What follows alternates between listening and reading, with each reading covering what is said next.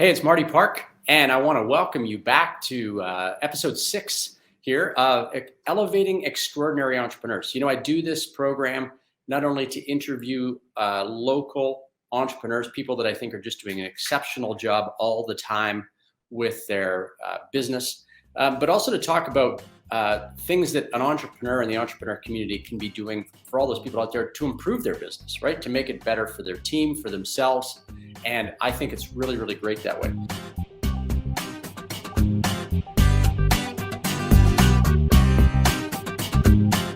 So today, I think that the top of the year is an easy place for people to talk about setting goals and setting up their plan for their business. Now, I want to, at any point, feel that this is so critical to be able to dive into, okay, when should you be goal setting? Sure, January 1st seems like an obvious one, but some people have a corporate year end that's in May or September or different times. And what I want to get across in talking about goal setting today is that you can start a new goal setting process every quarter, every week, every month, every year. It does not have to be the New Year's resolution of business to be like, okay, here's our plan. And then if it falls off that by February 15th, you're like, yeah, we're done with that. We're just going to roll with it. I think planning, so having been an entrepreneur in 13 companies, over seven different industries, having coached hundreds and hundreds of business owners, the people that spend time setting goals, setting intentions, planning, always have more success in their business. You can call it that they're supported by the universe when they put it out there. It gives them focus to their hard work, regardless of why that happens. Goal setting becomes such a critical piece. And for me, when you've got a team and as the business grows, getting people sort of in the canoe of your business and everybody rowing together and creating that momentum is such a powerful thing to experience as business, but it's also a powerful thing to see the results that it creates. So I really want to talk about goal setting. Now, this is a course that I've done for executive teams, for entire organizations. So I'm taking it from an 8-hour program into about a 40-minute sort of summary. But I'm going to try and touch on a lot of key ideas where people make mistakes in goal setting and what I found to be best practices. And so that's what I'm really going to target today. And so the first area I want to talk about is sort of the ideation of goal setting. And the first thing I'm going to start with is the idea that we use goals. And I've found that people sometimes are like, I don't really set goals. I'm not a goal setter. And they find that the idea of goals applies to, I'm going to try and fail, right? That goals have a lot of judgment with them. So I love the languaging of like, in your organization, there can be goals, maybe they're objectives, maybe they're intentions for the year, but call it whatever aligns with you and your team. And I found that if you can be able to say, hey, our intentions for the year in the organization are this, maybe we do have some hard goals in terms of like revenue, but our intention as far as our culture might be this, or our objectives are this. Find whatever you are comfortable with as a leader, as a business owner, and that is going to help your team make that progression. And recognizing that obviously there's that spectrum of intention being softer than, this is the goal. I found that is one of the first places that throw people off. Like they're nervous about setting goals with the sense of the immediate connected thought is, what about failure? So if you have an intention, it's a lot tougher to fail an intention. And so sometimes if you're not a goal setting organization, start with intentions for a quarter. After Q1, maybe move to some of our objectives and move to that harder side of things on the continuum around real goals and clear objectives or things you're going to achieve. The second piece I think is really critical is starting from a position of strength or achievement. And let me walk you through. When we do this as a workshop, the way we deliver this is we say to a team, all right, let's go through everything we've achieved lately, or if it is annual, what did we achieve last year? Let's go through and you whiteboard all those things. Okay, what else did we do? Oh, we added this, we opened this, we launched the product, we updated this, we added a few more staff. And people start to get into this mode of, yeah, we did this. I have hands down found when you do it as an individual, but you also do it as a team, that people go, wow, I can't believe how many things we innovated, how many things we completed, all the achievements we had last year. And I love that because it really then sets an energy of let's dive into this. Traditionally, what happens is people go, okay, well, what didn't we get done last year? And let's just add that to the list. And it becomes this rolling carryover of things we failed at, and we'll set the list based on that. And obviously you can see that taking that approach of, okay, what did we fail at or not complete last year or even last quarter? And now let's make that the piece that we're going to launch with, is just, you can feel the deflation and the energy of that versus having the team get engaged, or your management team, or just you, and writing down all of the things achieved, all of the innovation, the new things, the add-on, the objectives achieved. Then you say, wow, it was a great year. Now let's take that energy and roll it into all of our planning. And I think that leads me to the third piece, which is you got to dream a little bit. You've got to give your team and yourself the opportunity to say, well, what if we had an extra $1 million to spend? I just went through this exercise myself and said, if I had another 100 grand in personal income, what would I change in my personal life? If we did another 500,000 in revenue, what would that do to the business? And all of a sudden, adding a little bit of cash changed my answers and some of the dreams and things I pursued. I know the guys who started 1-800-GOT-JUNK, and Brian and Cameron had said one of the things they did in their business was they had a "Can you imagine" wall. And this was a wall they've actually got up at their head office in Vancouver, Canada. And it is all these crazy things like, how do we get Brian on Oprah? At the time, one of the ones that I remember is, how do we get Brian with a quote, Brian being the president, Scudamore, a quote on a Starbucks card? If you're a Starbucks cup, there was a whole campaign, I don't know if you recall, but Starbucks was taking quotes from famous people, and you could submit a quote, and they would then print sort of customized, quote-filled Starbucks cups. And that was a great thing to be able to, they would achieve those and they would mark it off, done. And they realized that in imagining things and putting it up on the Imagine wall, then set people starting to say, well, how would we make that work? And it moved from the ideation to some of the actual materialization. So I love the idea that dream a little with your team. Well, what could we do? I mean, change the office. What kind of crazy things would we have? I've had people say, an espresso bar. Okay, let's on that. We want a full gym. We want this. We want, a foosball table. And you play with those ideas. It doesn't mean that in this ideation phase, you have to actually document all those or commit that that's, one of our objectives or goals. But I love the idea that it's stretching the norm that we live in right now. It's so easy to come to the idea of goal setting with, what did we do last year? Let's do 10% more. And that is a real function of more. Dreaming allows us to move from more of the same to how do we do it different? And that shift from more to different is a really profound approach that people have to make.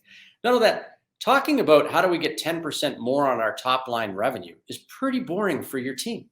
If you can shift that to be able to say, how do we move from just 10% more to play with it? Dream a little bit. How do we do 10 times? How do we do this? What if we open an office in Bali?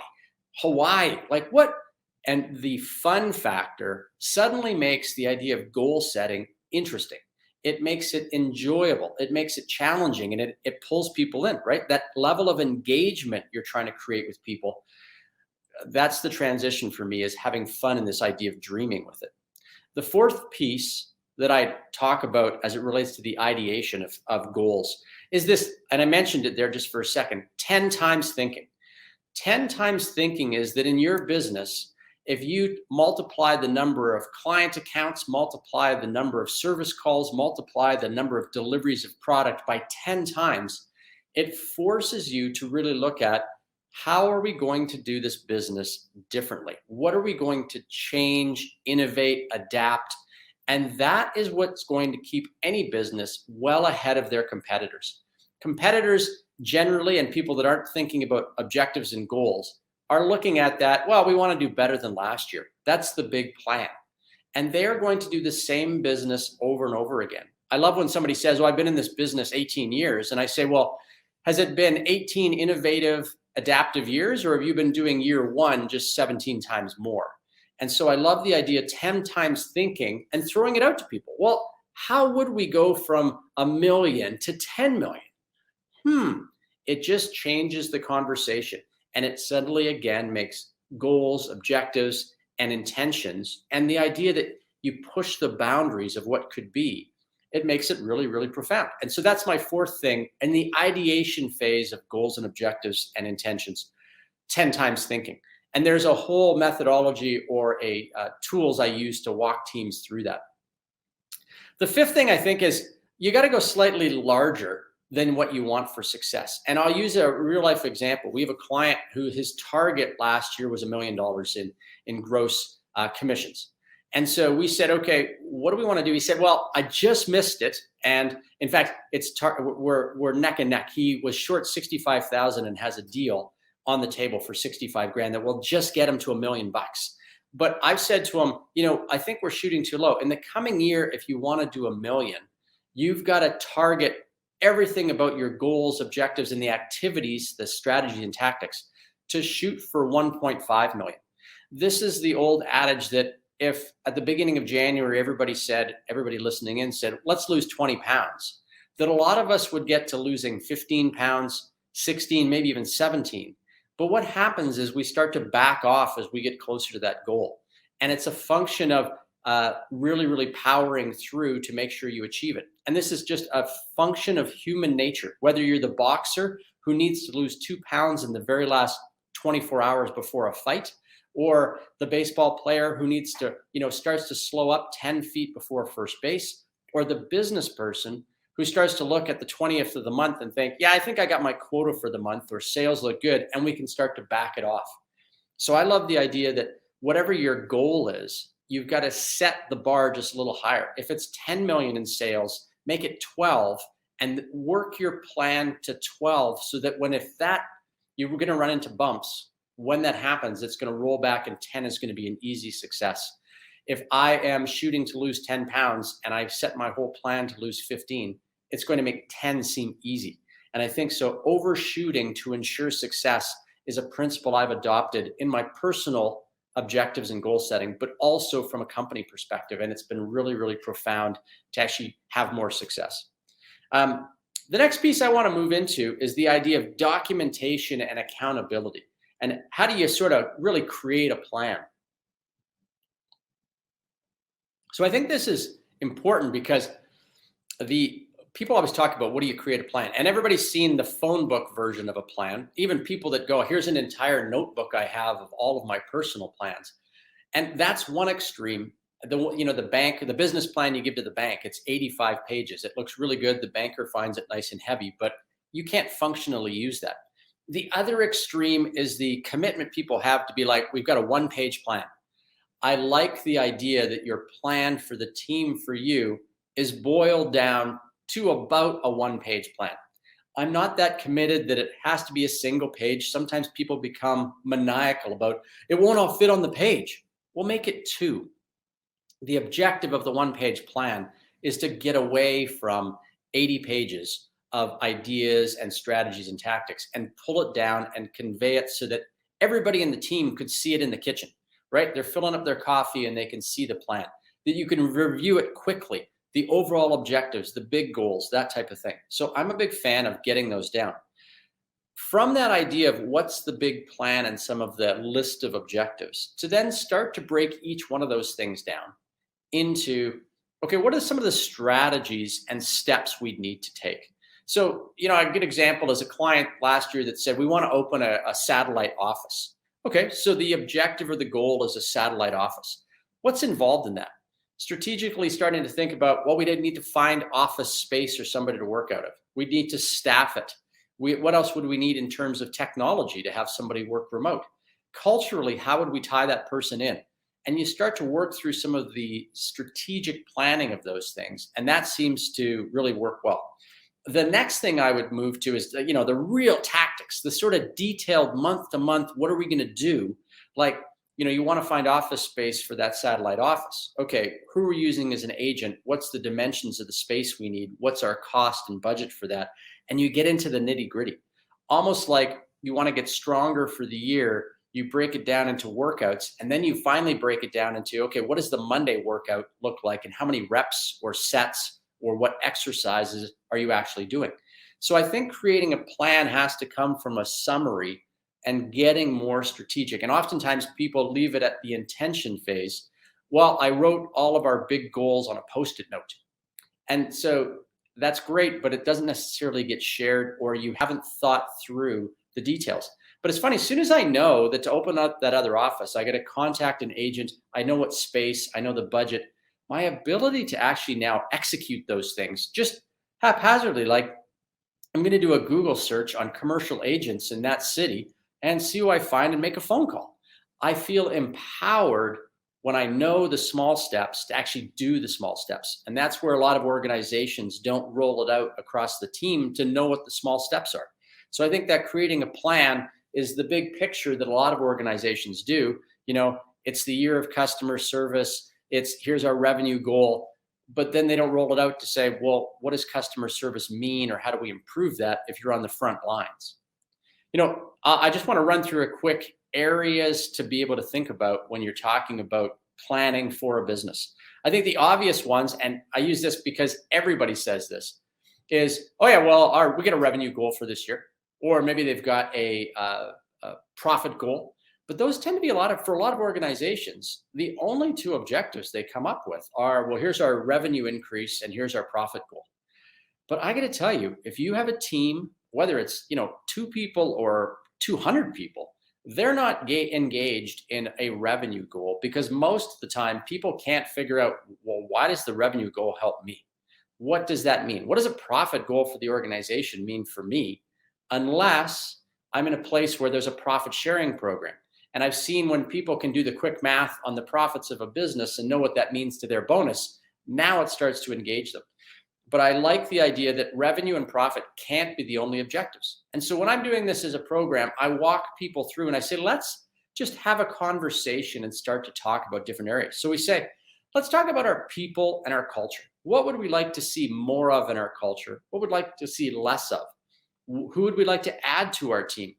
Are there any metrics or things we want to measure our team differently on? One of our clients is a law firm, and they have partners. And one of the things is not only their billings, but adding in the idea of mentoring as one of their people objectives for the year, right? Shifting that to be more robust, or just another metric or thing to try to achieve within the area of people and culture. The next thing is finances. And that's where you do sometimes talk about profit and revenue. But I think there's lots of other places in finances. It could be, hey, what's our savings? What are we putting towards something like community engagement or back to fun team events? So finances is a lot broader than just top line revenue. Marketing, what are we doing now? What would we like to see from our brand, from our messaging? What can we have fun with? You think about a crazy campaign like the Old Spice campaigns. And at some point, there's an opportunity to say, hey, can we be doing more fun in our marketing? And that might be the objective. And then you can quantify how that is. But marketing, sales is obviously a great one. And I don't mean like, okay, well, we're going to increase sales. I mean, what are we going to do in terms of measuring conversion rates, or improving our sales skills, or just the measurement of what we do, or increasing our average with clients? There's lots of sub objectives or goals you can have, besides the obvious one of like, let's increase sales. No company ever says, let's not increase sales. I think the next thing is operationally. Now, if you're in manufacturing, this could be the actual manufacturing process. But for a lot of companies, it's just the operational delivery for clients. That ties me into one that and these last few are ones that people often don't think about. It is beyond operations. What's the client experience? I mean, if there's 3 ways this year as an objective or an intention that we're going to improve our clients' experience, the stickiness of clients with our business, that becomes a whole different conversation that most people are not having in their company when they think about goal setting. I like the idea of what are the innovations we're going to apply, or what are we going to adapt this year? Innovation and adaptation should actually be a category, just like sales, marketing, and finance. For a lot of companies, it's not. It's the idea of, oh yeah, we're going to do business the same way, but we're just going to do more marketing and more sales. Again, moving from just doing more as goals and objectives to doing it differently, right? I just thought about the idea of Tiger Woods, who through his golf career reinvented his swing a couple times. And it was the idea of, I've got to learn to swing differently in order to improve my game. I just can't be swinging harder or faster. It's an idea of, I've got to change it. And he really deconstructed and then reconstructed his delivery. And I think that applies to the whole business, but client experience is one of those places where you can deconstruct it and reconstruct it to maybe make it richer. That would be one of the innovation pieces. And then the last piece I touch on is community. That oftentimes, as a lot of our client companies become more successful, I challenge them to say, what are you doing in your community? Not only from a give back perspective, but engaging with community.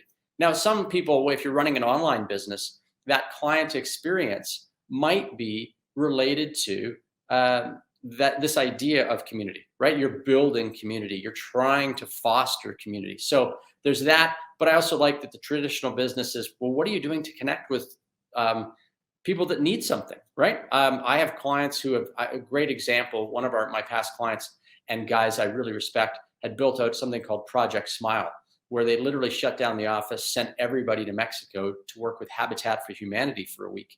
That was their ability to create experience for their staff, to make an impact in community, and also to just, to give back, right? So there's a lot of initiative there that really, I could talk more about that story, but transformed the whole business, their culture, their people, their finances, their engagement with clients, all because of the idea of we want to start a community piece to our goals and our objectives.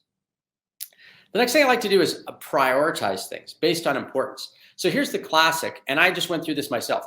Some of our team can say, I had like 21 big goals for our company Evolve Business Group. And I had to start and go, well, there's no way at the beginning of a year, I'm going to get 21 things done. And people that say, well, we're going to focus on all of them is absolutely wrong. So you have to set some element of priority, and naturally some of those things time out to be, okay, what is something we should start with now? What's something that maybe we get into in Q2 or Q3 or later in the year or the start of next year? So you have to take those priorities. And what that really does is it allows you to start to be able to say, okay, what do we have to start with? Get to the big things, and some of those, and there's a priority, a naturalness to some of that, right? So you get down to, okay, what do we need to do first, second, third? And then you move those into the quarters. I find that everybody, and this is so, when people say, well, we've got 22 things we're going to focus on, I always say, well, you're focusing on nothing. But I recognize that everybody is a little overambitious when they go through goals, objectives. And so just appreciating that we're probably too ambitious. I say to people, there's a way that we do it in a workshop where we rank things to help prioritize and get everybody's vote. And so we sort of group think or crowd, use the intelligence of the crowd to figure out what the priorities should be.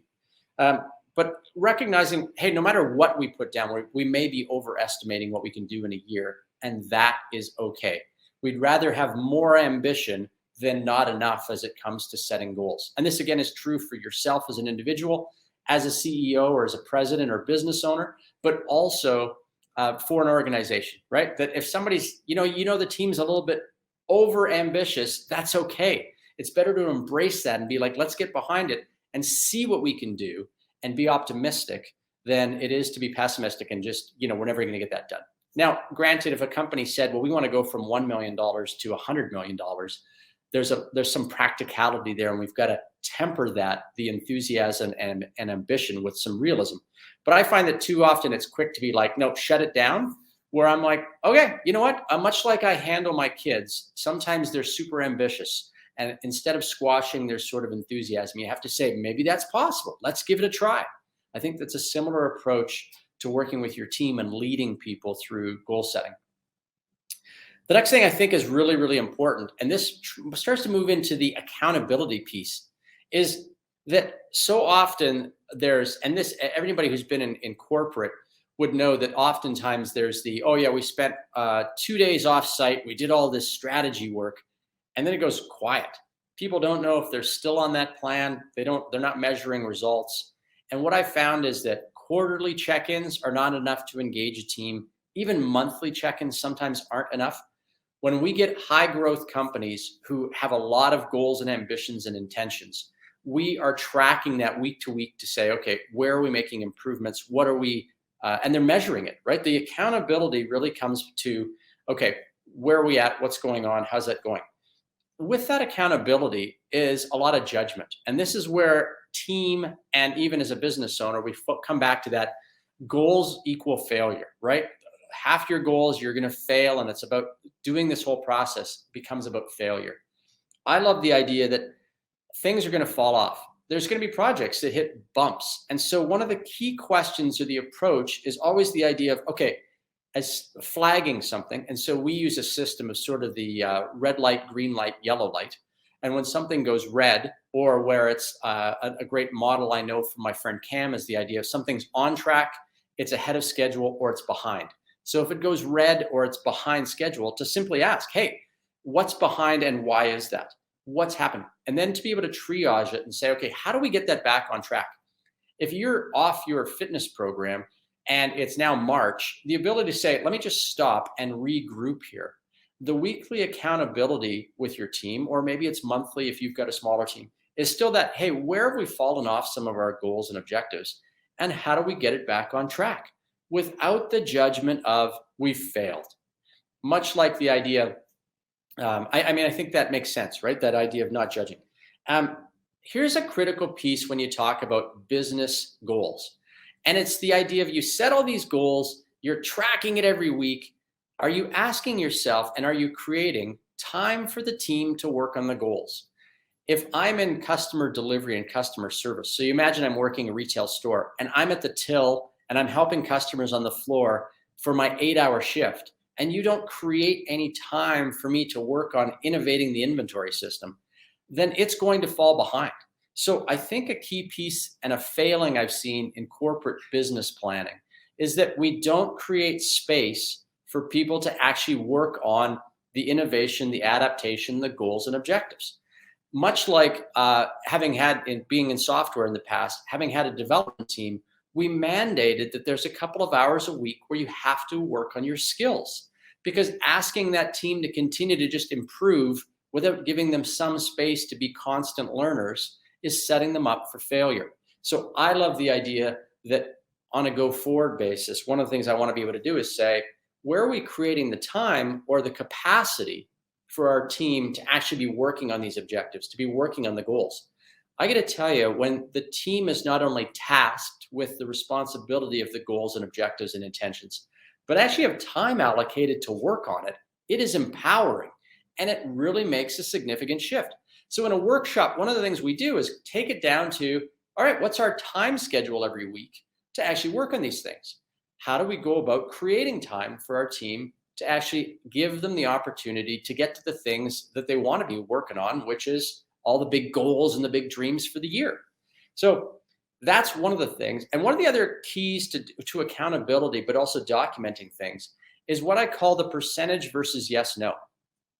This is simply the measurement of things, and it's really a bit of a communication piece. And I'll use the example of, you want to build a new website. And so somebody in the team, Dougie is tasked with website. And so we go around the room in our meeting, and I look over to Doug and I say, hey, is the website done yet? Traditional corporate goal setting and accountability is, well, no, it's not done yet. Okay, so that's a fail, right? And I sort of document it, or I write it down to be like, well, website off track, it's not working. And then I come back the next week, I'm Dougie, where's the website? Is it done? No. And what happens with this yes or no of goals or objectives is that it creates this sense of, well, either it's 100 or it's 0. And it doesn't give respect or appreciation or, really identify or recognize the effort being made. Now, my example of the website and a guy named Doug is to be able to say, hey, Doug, where's the website at? If he's able to report it as a percentage, to say, well, we were at 10%, but I would say we're now at 35% completion. I can say, whoa, that's a big shift in a week. Well done. And I can speak to him and speak to the progress. Now, if he's able to say we're still at 35, we're still at 35%, we recognize that. Even if he says we've moved to 36%, it's about the progression. We're slowly moving the needle, and we can continue to celebrate that. Now, if he says we're only moving 1 degree, you can ask the question, are we still on track with our deadline? Are we still on track with our goal? But it is a softer conversation. There's nothing more defeating when you've got a team to be able to say, is it done? No. Is it done? No. Is it done?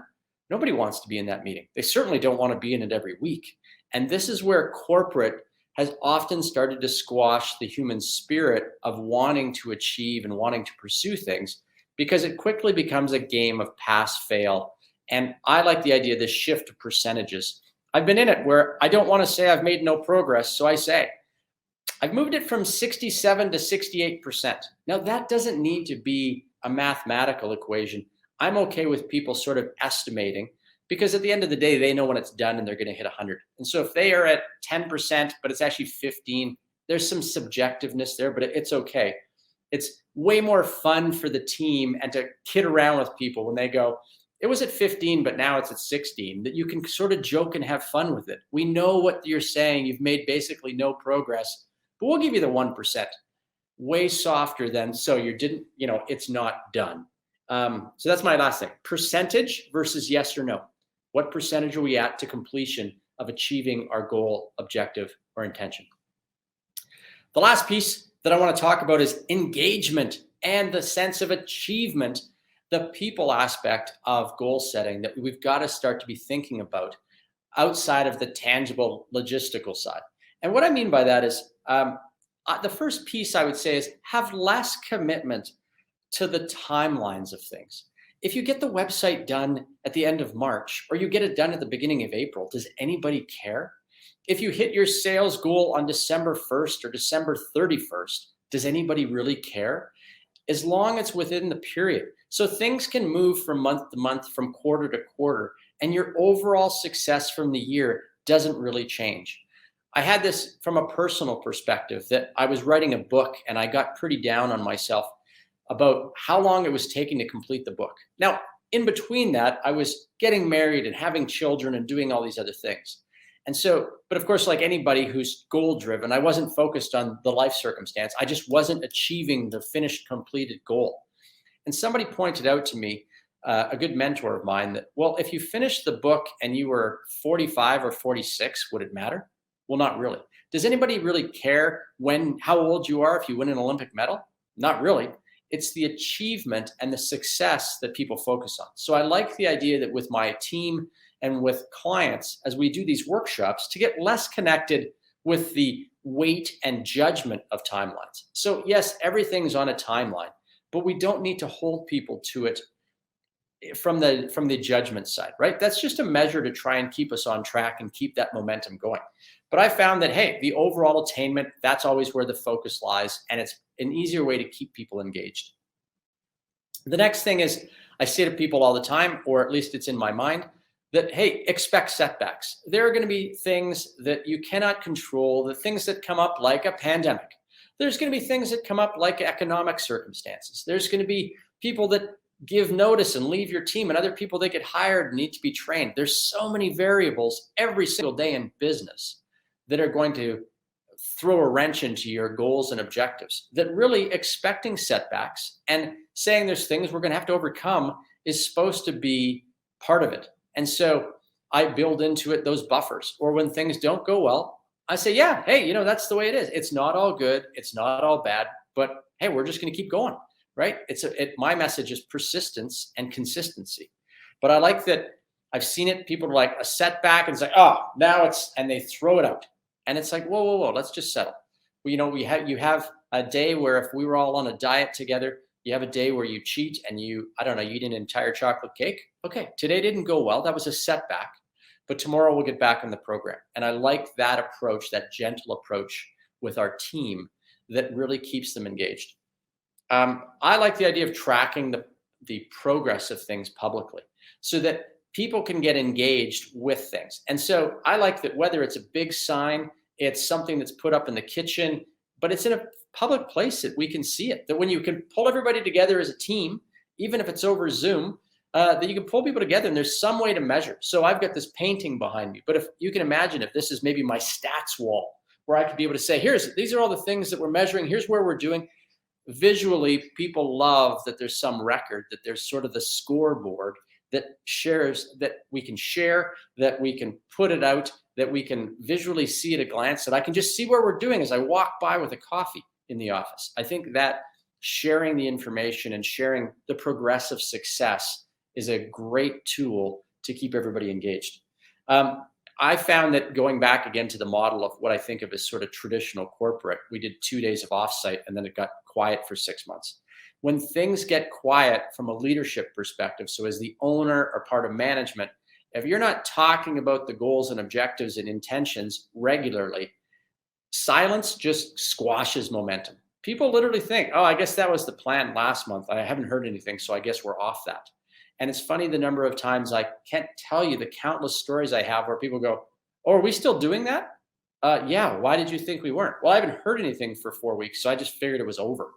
And so you have to make it sort of the bang in the drum all the time, the mantra of, hey, these are the things, these are the things. And that's a function, that communication is a function of leadership.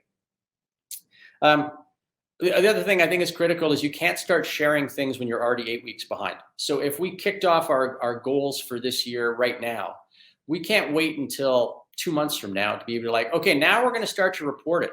The reporting has to start immediately, the day after, the week after, like you're at the next Monday morning meeting and you're like, okay, where are we at? And so the goal setting, goals, intentions, objectives are something that are now around the office. They're in the Monday morning kickoff discussion all the time. It is happening regularly. The last thing I think, and I'll sort of end with this, but I think it's a great tool, is coming back to the engagement. People have trouble connecting their outcomes, their personal outcomes, to bigger company goals. Again, going back to, company revenue, we're shooting for a 30% increase. And people go, okay, I get the company will make more money, but I think my salary is going to be the exact same. So I'm not sure why or how this is important to me. So what I've seen is a couple of examples where, profit sharing, a formal program, or even an informal thing can be a good way that people go, okay, I can tie my paycheck to the success of the business. But I have a couple of examples where people, and one of our clients did it, where they said, listen, if we had this sales goal, and they had a couple of objectives, not just sales increase, but they have a couple of goals. And they said, if we hit all of these as a group and everybody's done a great job together, the reward is Disney World. We're all going to go to Disney World, and that's what we're going to do. We're going to do a trip, right? I've seen it where clients have gone to Vegas, where we're going to go see a Cirque du Soleil show. We're going to do 5 days in Vegas, fully paid for by the company. If people can have an experience or some sort of personal carrot where they go, these sales are tied to me going to Vegas. These sales are tied to my bonus. These sales are tied to, that giant dinner out, the weekend away in skiing, right? That there's something that they can really connect with. That kind of personal carrot really becomes important. Because even when I say to somebody, hey, somebody says, I want to make $1 million a year. I say, why $1 million? It's not so much the number. It's about what they associate with that $1 million. Well, then I could buy a Mercedes and I could get this. So really the motivation is the Mercedes. It's not the $1 million. It's that connection. So I love the idea that I'm going to try and find out with my team what their carrot is and try and bring that back to either a group goal or an individual goal. Like, hey, if this happens, we're going to do that. If this happens, we're going to pay for your plane ticket to that trip you want to go on, to wherever your dream location is. You want to go to Peru? We're going to make that happen if we hit our bigger goal. It's interesting when you tie people's personal goals to the collective, and it becomes this goal, objectives, and intentions across the board. And other people share that, hey, if this happens, here's what this means to me and what I'm going to tie to it. Goal setting then becomes a shared experience, and it becomes a powerful business experience. And I think that's what I wanted to end this with, is that, we think about goal setting as being that driver of revenue or profit, but it's so much more. Really, it's about creating an experience that has innovation and adaptation, that stretches people to do more in their own personal learning and efforts. It is about finding a dream, creating it collectively, and then saying, hey, can we make this happen, and enjoying that challenge. So there's lots of things I've touched on here. You can imagine if we typically do this over 1 or 2 days, the level of detail we get into. I'm glad to talk to anybody if you want to talk more about how do you do a strategic planning process that results in the right kind of goals, objectives, and intentions for your team or for you as an individual. So thank you for joining me. I appreciate if you sat in on this. I hope there's lots of nuggets that you can bring back to your company, bring back to your team. If you haven't started some form of goal setting, start this afternoon, start tomorrow. It's never too late to be able to say, I'm going to set some goals for the next week. It can be very, very simplified to start to build those muscles of conscious planning and goal setting and achievement. Again, I'm Marty Park. This has been Elevating Extraordinary Entrepreneurs. If you want to follow me or find me, I'm on social media at the Marty Park. You can find me on LinkedIn, Facebook. I'm everywhere. Twitter. The other thing, you can find more information about our services at evolvebusinessgroup.com. So that's a little bit about things today. I hope you have a great day, and I appreciate everybody's feedback and participation today. Make today great.